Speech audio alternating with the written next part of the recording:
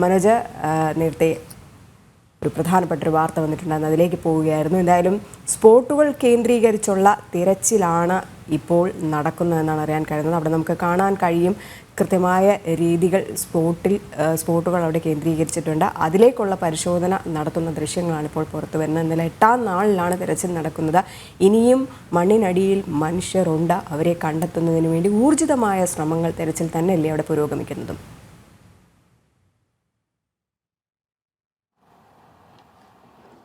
തീർച്ചയായും രാവിലെ മുതൽ തന്നെ തിരച്ചിൽ ആരംഭിച്ചിരുന്നു.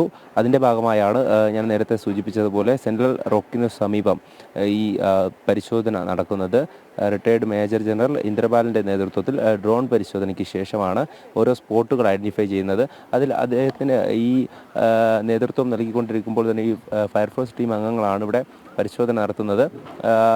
ഈ പ്രദേശത്ത് കാലുകളൊക്കെ പുതഞ്ഞു പോകുന്ന ഒരു സാഹചര്യമാണുള്ളത്. നമുക്ക് ദൃശ്യങ്ങളിലൂടെ കാണാൻ സാധിക്കും. ഒരു ഫയർഫോഴ്സ് ടീം അംഗം അതിലേക്ക് ഇറങ്ങുന്ന ദൃശ്യമാണ്. എന്തായാലും അത്രയധികം അപകടകരമായിട്ടുള്ള സ്ഥലം കൂടെയാണ്. അതുകൊണ്ട് തന്നെ കൃത്യമായിട്ടുള്ള സുരക്ഷയോടുകൂടിയാണ് ഈ ഒരു തിരച്ചിൽ നടക്കുന്നത്.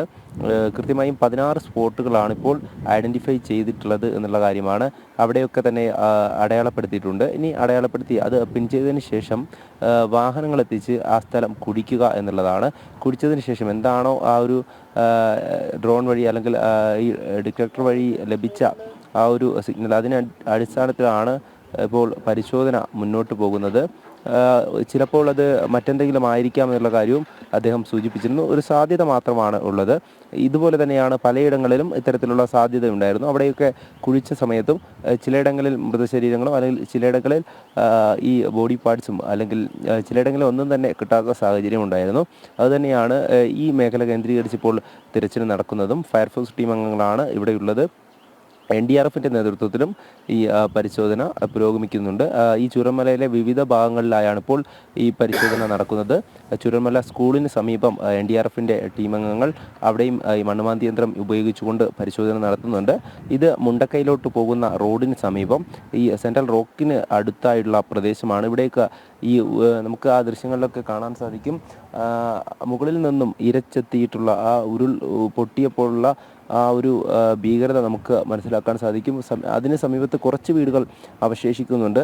എന്നാൽ ഈ പ്രദേശത്തുണ്ടായിരുന്ന വീടുകൾ മുഴുവൻ പോയിട്ടുണ്ട്. ഈ പാറകളൊക്കെ തന്നെ നമുക്ക് കാണാൻ സാധിക്കും. അത്രയധികം ശക്തിയോടുകൂടിയാണ് ഇങ്ങോട്ടേക്ക് ഒഴുകിയെത്തിയിട്ടുള്ളത്. അതുകൊണ്ട് തന്നെ ഇതിന് ഈ ഒരു പ്രദേശമെന്ന് പറഞ്ഞത് വന്നടിയുന്ന, അതായത് ഇവിടെ വന്നടിഞ്ഞ ശേഷം മറ്റൊരു വഴിയാണ് ഈ പുഴ പോകുന്നത്. അതുകൊണ്ട് തന്നെ ഇവിടെ സാധ്യത കൂടുതലാണെന്നുള്ള വിധത്തിലാണ് ഇവിടെ പരിശോധന നടത്തിയത്. അതിൻ്റെ അടിസ്ഥാനത്തിലാണ് ഇപ്പോൾ ഈ അടയാളപ്പെടുത്തിക്കൊണ്ട് ഇനി ഈ മണ്ണ് മാറ്റി ചളി മാറ്റിയ ശേഷം എന്താണെന്ന് കണ്ടെത്തുക. ഇതിൽ തന്നെ ഈ 3 മീറ്ററോളം ചളിയാണ് എന്നുള്ള കാര്യമാണ് അറിയിച്ചിട്ടുള്ളത്.